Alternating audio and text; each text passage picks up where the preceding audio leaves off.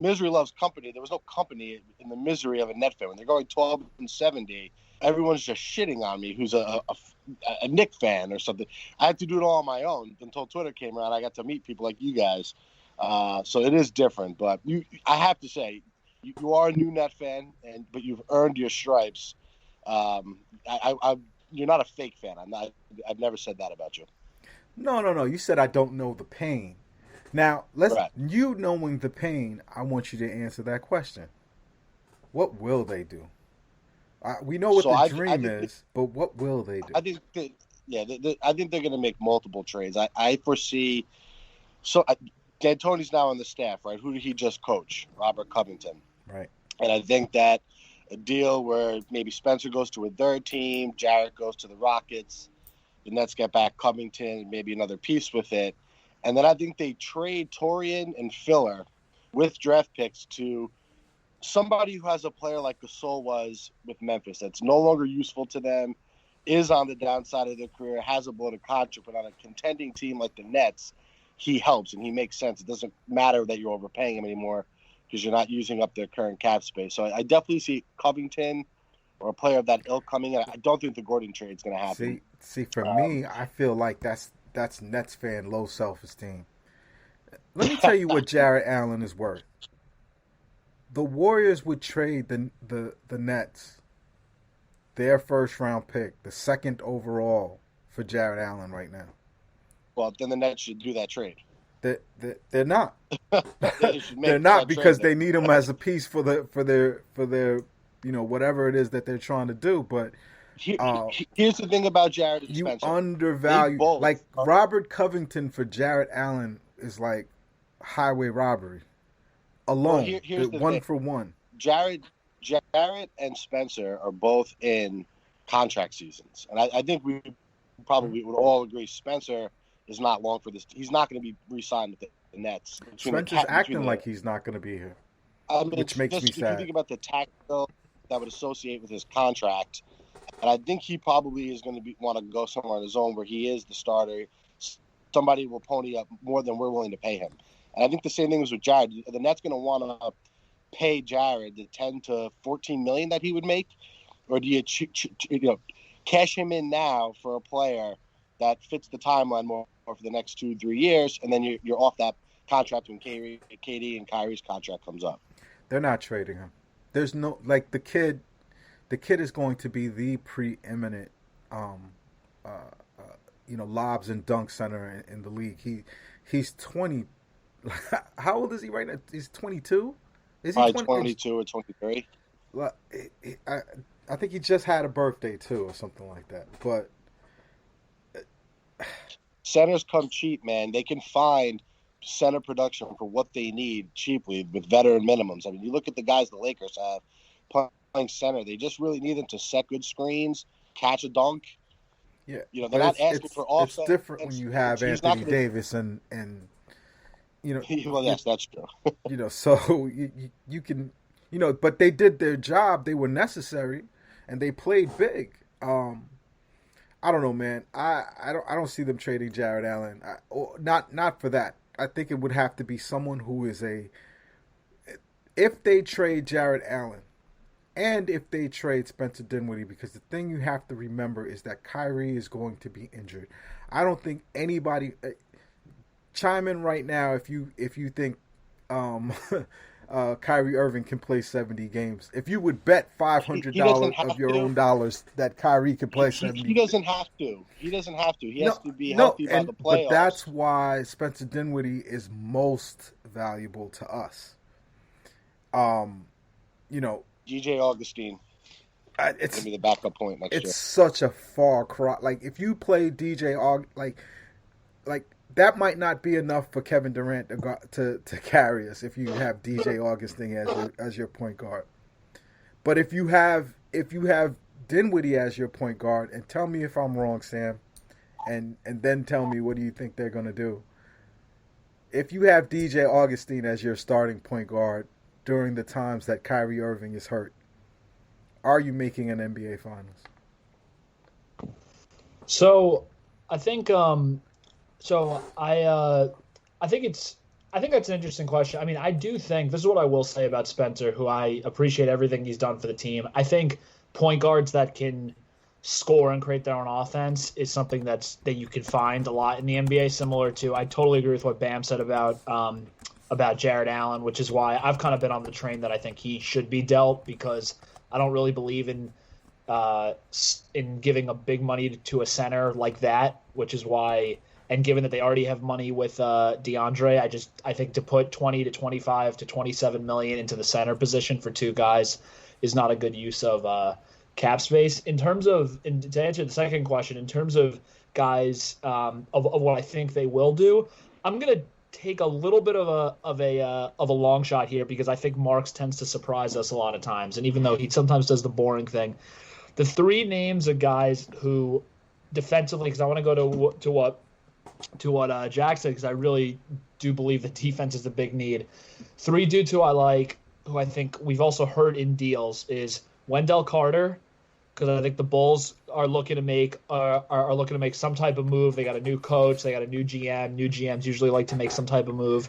I think Josh Richardson could be a really interesting guy to go after. That might end up involving LeVert. I don't know. I think they're similar guys. They're both young. And then the last guy who I thought was awesome in the bubble, but he's just hurt a lot, is Gary Harris, who's also excellent on defense and who can play really well. And those are just three names to look out for, because I think they are expendable. And so from that perspective, I would be interested to see what Marks does there. Sign me up for Wendell Carter every day, all day. Every day, all day. I love Wendell. Like the Wendell Carter thing is a great suggestion. Yeah, that awesome idea. I need to. Sean Marks is lucky he doesn't have Twitter, because if I could find his Finsta Twitter or whatever or fake Twitter account, I'd tweet at him every day to get that deal done. Jacques. Hey guys, if I could ask a quick question, if you don't mind. Go ahead, really quick. I'm interested in why. Normally we would say Grant. Is there Jeremy Grant? Is there no way that the Nets can make that happen? Okay, I know the answer to this, but I want Jacques Manuel to answer it because he's got to take off. Okay. Mr. Manuel, please answer that question, and then I've got one more for you. Give me that one again, Carlos. Jeremy Grant. Yep. Is that anything that's somehow possible with the cap, or? I think it would have to be either Harris or Grant. I don't think both are available because we've got bird rights for Harris, but we couldn't. I mean, you couldn't fit him in. Grant is going to get paid. Prince would have to go. Temple would have to go. I think. I think that just because of the restrictions and look, if Joe Tsai is willing to go into Joe Lacob money in terms of what he's paying Golden State right now, it's certainly a possibility. I think Jeremy Grant would be a perfect fit. You know, that's how he guarded the LeBron. Wasn't like you mentioned. He wasn't stopping him, but he was slowing him somewhat. You have to slow. If you can slow it, the game is not stopping LeBron. No one can stop LeBron. The game is slowing LeBron, taking a couple of points off his field goal percentage, making him tired, making him work. Because if not, he'll just it's just a freight train, down the lane every time, and we've seen that. Yeah. So okay, I'm gonna kind of wrap this thing up. But before you go, haven't seen the tie-dyes. I think it's a beautiful thing that they're doing for the Nets fans. My guy Anthony Puccio was calling for it. A few other Nets fans was calling for it, and it's happening. And it's happening because of Kyrie, which makes it a beautiful thing. Like, it's just showing player power, influence. And, Nike's been cooking this up for a while because both Kyrie and KD have sneakers that match the tie-dye perfectly. So it's incredible what those things represent. But the Basquiat ones, me being biased, I'm a Haitian kid from Brooklyn. Jean-Michel Basquiat is a Haitian kid from Brooklyn too. So I love the way that the Nets tie the culture. I mean, a lot of it is playing catch up. A lot of it is kind of, lip service to the community of Brooklyn. But I appreciate that they recognize they kind of have to buy our love and they have to take our heroes and legends.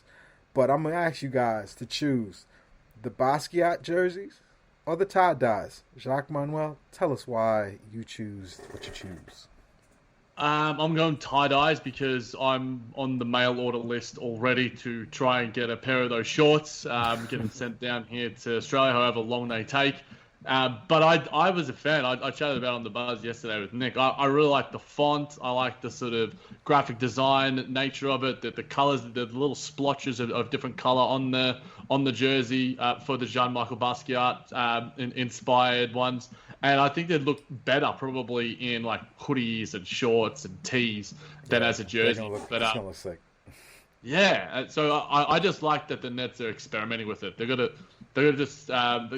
heap of cool different sort of ways that they can go with it, and I like that they're doing some different things because there's a lot of really crappy ones out there from different teams. But I like the Nets is sort of just throwing things at the wall, throwing different ideas because there's so much. Like you sort of mentioned, there's a history in Brooklyn to just go towards. Also, I believe Basquiat is also a massive artistic idol of Kevin Durant as well. So I think that might be a little bit part of it too. We got the tie-dye for Kyrie, we got the Basquiat for KD. Are we winning a championship, Jacques, before you go? Before I go, man, that is the $1 million question. Now, I'm normally the optimist, but I'm going to be slightly pessimistic here. I think it takes a year. It's rare that teams that are put together in a way. Now, maybe that year was this year, and we had to wait for KD, and we sorted out some of the kinks already. But you look what happens with the Clippers. You look what happens with other sort of super teams with Miami. It takes a year, and maybe I'm wrong. I really hope I'm wrong, but I think that it's really open right now. And if the Nets get a top 4 seed, then I'll be more confident. But the regular season is going to be important to solidify that because. The health of Kyrie, like we've all mentioned here, KD's health as well. What are the little moves that are made on the wings, the trade deadline? This team is the most interesting team, even objectively speaking. It's like them or Golden State. I think that they're going to be the most watched, most ESPN, hot talk, first take sort of topics are going to be about those guys this year because of the personalities, because of the team themselves, head coaching all the way down to Chris Chioza and Tyler Johnson.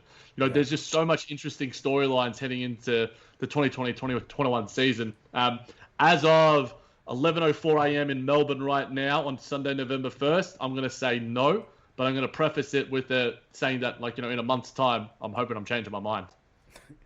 Jacques, you're not going to be on when I tell you why you're wrong, but listen and thank you, man. I really appreciate what you do for the Nets fan base. I know podcasting doesn't have huge rewards in the early on, but I gotta say thank you, and keep doing it, man. We're proud to have you as a part of Nets Twitter and Nets fan culture, my man. Appreciate you. Yeah, I second Sam, Bam, Carlos. I second that, dude. You guys do a great job on that podcast, man.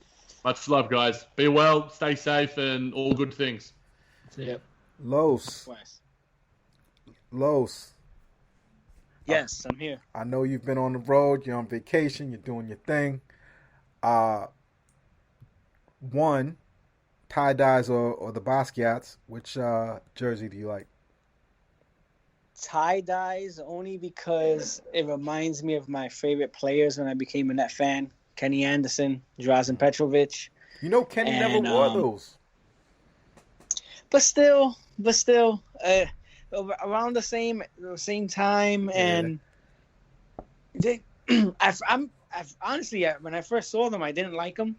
I wanted the more plain, more regular, the blue and the reds. Mm-hmm, mm-hmm. But when I saw them in the store, I saw them in a sporting goods store. They actually look pretty good, and that given with the attachment from the old school ones, mm-hmm. I'd have to say the tie-dye ones.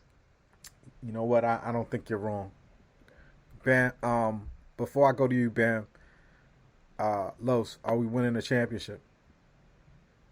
I'm always more negative. But why not?